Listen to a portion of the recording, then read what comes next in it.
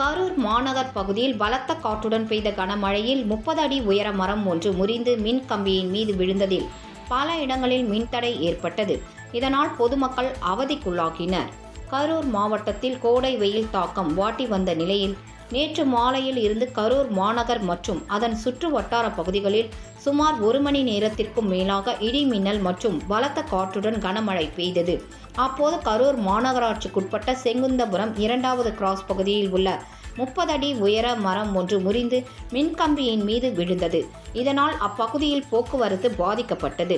தகவல் அறிந்து சம்பவ இடத்திற்கு வந்த மின் வாரிய ஊழியர்கள் மின்சாரத்தை நிறுத்திவிட்டு சாலை நடுவே விழுந்து கிடந்த மரத்தை மாநகராட்சி ஊழியர்கள் உதவியுடன் அப்புறப்படுத்தும் பணியில் ஈடுபட்டனர்.